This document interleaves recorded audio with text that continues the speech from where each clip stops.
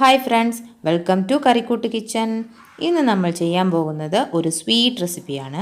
വളരെ ജ്യൂസിയായ സ്വീറ്റായ ഒരു റെസിപ്പിയാണിത്.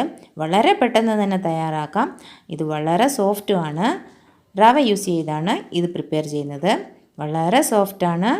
ഇത് എങ്ങനെയാണ് പ്രിപ്പയർ ചെയ്യുന്നതെന്ന് നമുക്ക് നോക്കാം.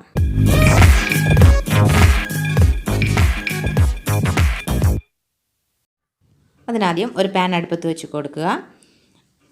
അതിലേക്ക് 2 കപ്പ് പാലൊഴിച്ച് കൊടുക്കാം.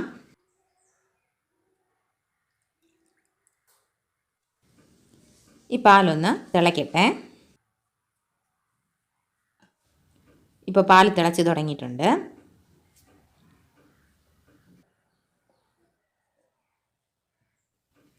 ഇപ്പോൾ ഇതിലേക്ക് 1 കപ്പ് റവ ചേർത്ത് കൊടുക്കാം. ഞാനിവിടെ വറുത്ത റവയാണ് എടുത്തിരിക്കുന്നത്. നിങ്ങൾ വറുക്കാത്ത റവയാണെങ്കിൽ അതൊന്ന് വറുത്തിട്ട് ചേർത്ത് കൊടുക്കണം. 1 കപ്പ് റവയ്ക്ക് 2 കപ്പ് പാലാണ് നമ്മൾ എടുത്തത്.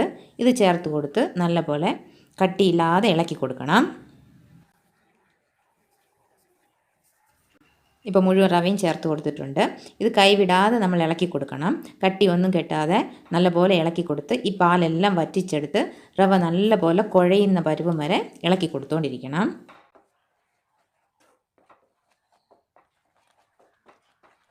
ഇപ്പോൾ പാലെല്ലാം വറ്റാൻ തുടങ്ങിയിട്ടുണ്ട്.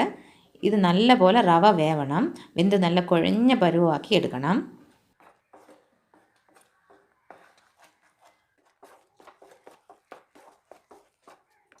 ഇപ്പോൾ പാലെല്ലാം വറ്റി റവയും നല്ലപോലെ വെന്ത് കുഴഞ്ഞ് കിട്ടിയിട്ടുണ്ട്. ഈ സ്റ്റേജിൽ നമുക്ക് 1 ടേബിൾ സ്പൂൺ നെയ്യ് ഒഴിച്ച് കൊടുത്ത് വീണ്ടും ഇത് നല്ലപോലെ ഇളക്കി യോജിപ്പിച്ചെടുക്കാം.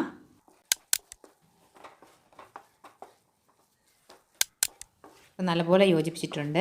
പാത്രത്തിൽ ഒട്ടും ഒട്ടാതെ നന്നായിട്ട് വെന്തിട്ടുണ്ട്. ഇത് നമുക്കൊരു പ്ലേറ്റിലേക്ക് മാറ്റി ആറാൻ വെക്കാം. ഇത് നല്ലപോലെ കൂളാവണം. ഇത് കൂളാവുന്നത് വരെ നമുക്കിത് മാറ്റി വെക്കാം. അടുത്ത് ഒരു പാത്രം അടുപ്പത്ത് വെക്കുക. അതിലേക്ക് 1 കപ്പ് പഞ്ചസാര ചേർത്ത് കൊടുക്കുക. 1 കപ്പ് പഞ്ചസാരയ്ക്ക് 2 കപ്പ് വെള്ളം കണക്ക് വെച്ച് ഒഴിച്ചു കൊടുത്ത് നല്ലപോലെ മിക്സ് ചെയ്ത് കൊടുത്ത് പഞ്ചസാരയെല്ലാം നല്ലപോലെ മിക്സ് ചെയ്തെടുക്കണം. നല്ലപോലെ ഒന്ന് തിളയ്ക്കണം. ഇപ്പോൾ ഇത് നല്ലപോലെ തിളച്ചിട്ടുണ്ട്. ഇപ്പോൾ ഇതിലേക്ക് നമ്മൾ 1/2 ടേബിൾ സ്പൂൺ ഏലക്കാപ്പൊടി ചേർത്ത് കൊടുക്കാം.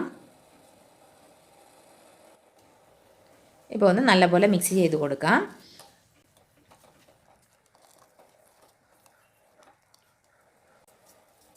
ഇതിപ്പോൾ നല്ലപോലെ തിളച്ചിട്ടുണ്ട്. നമുക്ക് അടുപ്പ് സിമ്മിലാക്കി ഇത് അടുപ്പിൽ തന്നെ വെക്കാം. ഇതൊരു സൈഡിലിരുന്ന് തിളയ്ക്കട്ടെ. നമ്മൾ തണുക്കാൻ വെച്ചിരുന്ന റവ ഇപ്പോൾ നല്ലപോലെ തണുത്തിട്ടുണ്ട്. ഇത് നമ്മുടെ കൈ കൊണ്ട് നല്ലപോലെ മിക്സ് ചെയ്തെടുക്കണം. ഇതിൻ്റെ തരിയൊന്നും ഇല്ലാതെ നല്ലപോലെ കുഴച്ച് മാവ് പോലെ ആക്കിയെടുക്കണം.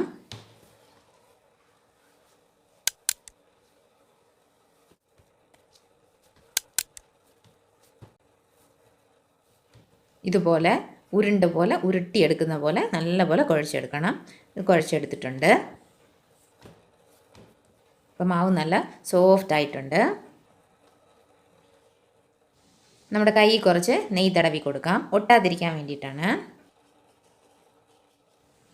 ഇപ്പോൾ ഈ മാവിൽ നിന്ന് ചെറിയ ഒരു പാർട്സ് എടുത്ത് ബോൾ പോലെ നമ്മൾ ഉരുട്ടിയെടുക്കണം. ചെറിയ ഒരു നെല്ലിക്കയുടെ അത്രയും വലുപ്പത്തിൽ ഉരുട്ടിയെടുക്കാം. നമ്മൾ ഗുലാബ് ജാമുനൊക്കെ ചെയ്യുന്നത് പോലെ തന്നെ കീറലൊന്നും ഇല്ലാതെ നല്ലപോലെ ഉരുട്ടിയെടുക്കണം. ഇതുപോലെ ഉരുട്ടിയെടുക്കാം. ഇതുപോലെ ബാക്കിയുള്ള മാവെല്ലാം നമുക്ക് ഉരുട്ടിയെടുക്കാം. ഇപ്പോൾ എല്ലാ മാവും ഞാനിവിടെ ഉരുട്ടിയെടുത്ത് വെച്ചിട്ടുണ്ട്. നമ്മുടെ പഞ്ചസാരപ്പാനി ഇവിടെ റെഡി ആയിട്ടുണ്ട്. ഇപ്പോൾ നമ്മൾ ഉരുട്ടി വെച്ചിരുന്ന ബോൾസ് എല്ലാം ഇതിലേക്ക് ചേർത്ത് കൊടുക്കാം.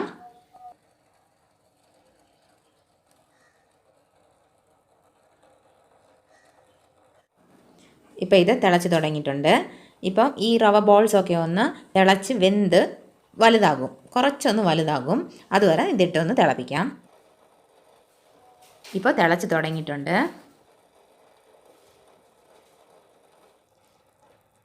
ഇതിപ്പോൾ നല്ലപോലെ തിളച്ചിട്ടുണ്ട്. ആ ബോൾസൊക്കെ ഒന്ന് വലുതായിട്ടുണ്ട്. ഒരു 5 മിനിറ്റെങ്കിലും തിളപ്പിക്കണം. എങ്കിലേ ആ ബോൾസിനകത്തൊക്കെ ഈ പഞ്ചസാര ലൈനി ഇറങ്ങി നല്ല ജ്യൂസിയായി കിട്ടത്തുള്ളൂ. അതുകൊണ്ട് 5 മിനിറ്റെങ്കിലും തിളപ്പിച്ചെടുക്കുക. ഇപ്പോൾ നല്ലപോലെ ബോൾസൊക്കെ വലുതായി. നമ്മൾ ഇട്ടതിനെക്കാട്ടിലും ബോൾസ് വലുതായിട്ടുണ്ട്. നമ്മുടെ സ്വീറ്റ് ഇവിടെ റെഡി ആയിട്ടുണ്ട്.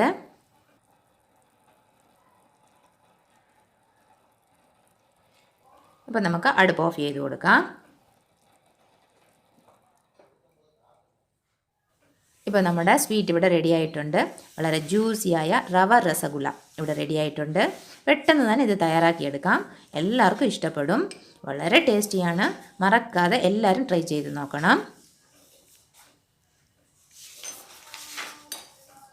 ഇതുപോലുള്ള നല്ല റെസിപ്പികൾക്കായി എൻ്റെ ഈ ചാനൽ സബ്സ്ക്രൈബ് ചെയ്യൂ. മറക്കാതെ അടുത്തുള്ള ബെൽ സിമ്പൽ ക്ലിക്ക് ചെയ്യൂ. Thank you for watching.